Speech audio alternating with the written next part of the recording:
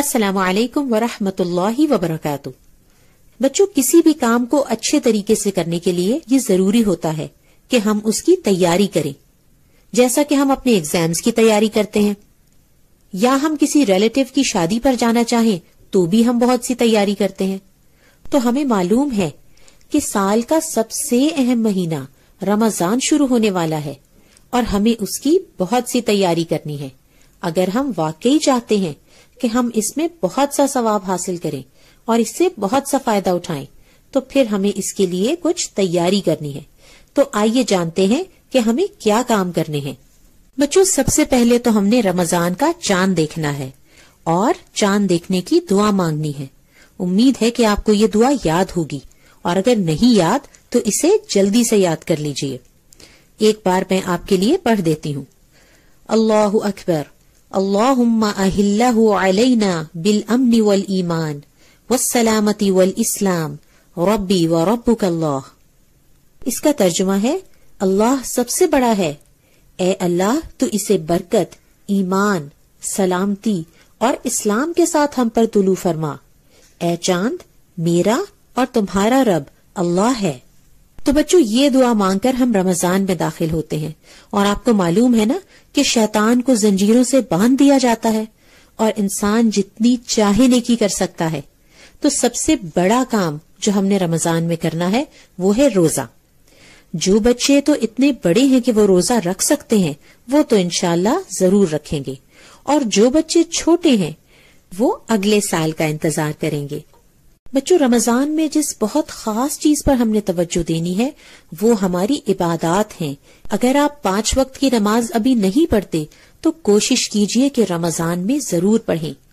اگر آپ مسجد نہیں جاتے تو کوشش کیجئے کہ زیادہ سے زیادہ نمازیں مسجد میں ادا کر سکیں۔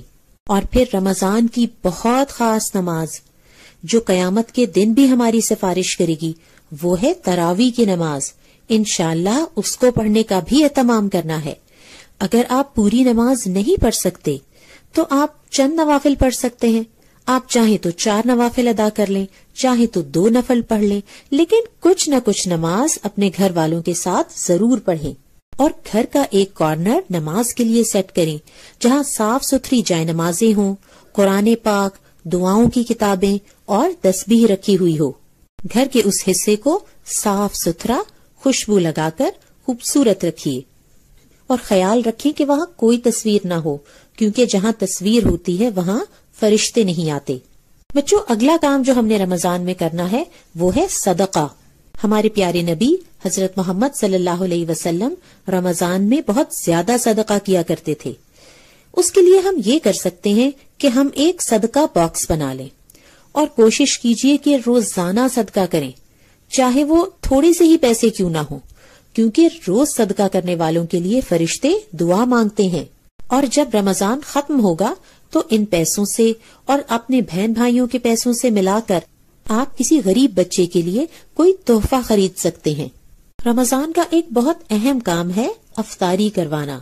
آپ کو معلوم ہے نا کہ جب کوئی کسی دوسرے کا روزہ افطار کرواتا ہے تو اس کو روزہ رکھنے والے کا ثواب بھی مل جاتا ہے، اور جس نے روزہ رکھا ہوتا ہے اس کے ثواب میں بھی کوئی کمی نہیں ہوتی۔ تو اس مہینے میں ضرور کوشش کیجئے کہ کچھ دوسرے لوگوں کو کھانے پینے کی چیزیں لے کر دیں، مثلا اپنی میڈ کو یا کچھ دوسرے غریب لوگوں کو۔ اس طرح وہ بھی ان چیزوں کو استعمال کر سکتے ہیں جو انہیں اچھی لگتی ہیں، اور آپ کو اس کا ثواب بھی ملے گا۔ بچوں، نبی اکرم صلی اللہ علیہ وسلم نے فرمایا ہے کہ سحری کرنے میں برکت ہے، تو اگر آپ روزہ رکھیں گے تو پھر آپ نے سحری بھی کرنی ہے۔ ایسا نہیں کرنا کہ ہم نے بغیر سحری کے روزہ رکھ لیں، کیونکہ اس وقت تو ہمارا کچھ کھانے کا دل نہیں کر رہا ہوتا، لیکن ہم نے اپنی امی کو بھی تنگ نہیں کرنا اور سحری ضرور کرنی ہے، کیونکہ سحری میں برکت ہے۔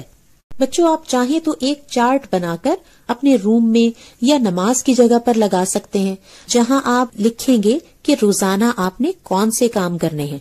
اس چارٹ کے ایک طرف رمضان کے سارے دن ہوں گے اور دوسری طرف وہ سارے کام ہوں گے جو آپ نے روز کرنے ہیں انشاءاللہ۔ اس کے لیے آپ کو پلاننگ کرنی ہے، مثلا روزہ رکھنا، صدقہ کرنا، گھر والوں کی ہیلپ کرنا، قرآن پڑھنا، 5 نمازیں پڑھنا۔ یہ سب کام آپ دوسری طرف کو لکھ سکتے ہیں، اور پھر روزانہ آپ جو کام کرتے جائیں گے ان باکسز کو آپ کلر کرتے جائیں گے، اور جس کے جتنا زیادہ کلرفل چارٹ ہوگا انشاءاللہ اس کو اتنا ہی زیادہ اجر ملے گا۔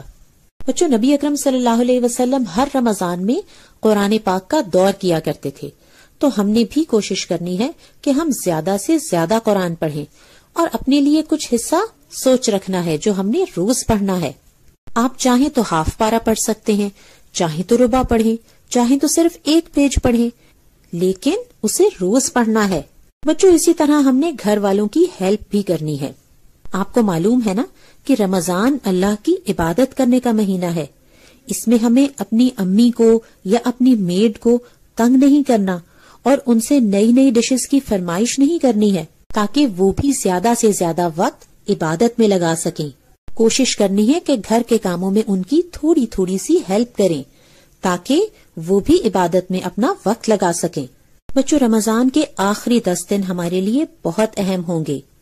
اس کی آڈ نائٹس میں ہم نے لیلۃ القدر کو تلاش کرنا ہے، جو کہ 21، 23، 25، 27 اور 29 کی رات ہوگی۔ لیلۃ القدر ان 5 راتوں میں سے کوئی ایک ہے، اور ہمیں نہیں بتایا گیا کہ وہ ان 5 میں سے کون سی ہے، اس لیے ہم نے ان 5 کی 5 راتوں میں بہت محنت کرنی ہے۔ اگر ہمیں معلوم ہو جائے کہ ان 5 راتوں میں سے کسی ایک رات میں ہمیں کوئی بہت بڑا ٹریجر ملنے والا ہے، کوئی خزانہ ملنے والا ہے، تو ہم اس کے لیے محنت کریں گے نا۔ تو بالکل اسی طرح سے یہ بھی بہت بڑا خزانہ ہے، کیونکہ صرف ایک رات 1000 مہینوں سے بھی زیادہ بہتر ہے۔ تو اس رات کو پانے کی، اس میں عبادت کرنے کی بہت زیادہ کوشش کرنی ہے۔ اس میں نماز پڑھنا، دعائیں مانگنا، قرآن پاک پڑھنا، تسبیح کرنا، یہ سب بہت اچھے اعمال ہیں۔ آپ اپنے رمضان کے چارٹ میں یہ بھی لکھ سکتے ہیں کہ آپ نے کون سی تسبیح کتنی بار روز پڑھنی ہے، مثلا اللہ اکبر پڑھنا، سبحان اللہ، الحمدللہ، اسی طرح سے لا الہ الا اللہ، درود شریف پڑھنا، اور اس کے علاوہ بھی بہت سے اذکار ہیں۔ بچوں، ہم نے اپنے آپ کو اچھے سے اچھے کاموں میں مصروف رکھنا ہے، اور کوشش کرنی ہے کہ ہمارا وقت ٹیلی ویژن کے آگے نہ گزرے، کیونکہ روزہ ایک عبادت ہے۔ اسی طرح سے ہم نے اپنے بہن بھائیوں یا دوسرے بچوں کے ساتھ لڑائی جھگڑا بھی نہیں کرنا۔ یہ نبی صلی اللہ علیہ وسلم کا حکم ہے کہ اگر ہم روزے سے ہوں اور کوئی دوسرا ہم سے جھگڑے تو ہم اسے کہہ سکتے ہیں کہ ہم روزے سے ہیں۔ بچوں، اسی طرح سے آپ رمضان شروع ہونے سے پہلے ہی اپنی عید کی ساری تیاری مکمل کر لیجئے، تاکہ رمضان کے دوران آپ کو کم سے کم مارکیٹ جانا پڑے اور زیادہ سے زیادہ وقت آپ عبادت میں لگا سکیں۔ اللہ تعالیٰ سے یہ دعا ہے کہ اللہ تعالیٰ بہترین انداز میں ہمیں رمضان گزارنے کی توفیق عطا فرمائیں۔ امید ہے کہ آپ نے اس لیسن سے بہت سی اچھی باتیں سیکھی ہوں گی۔ انشاءاللہ جلد ملیں گے اگلے لیسن کے ساتھ۔ السلام علیکم ورحمۃ اللہ وبرکاتہ۔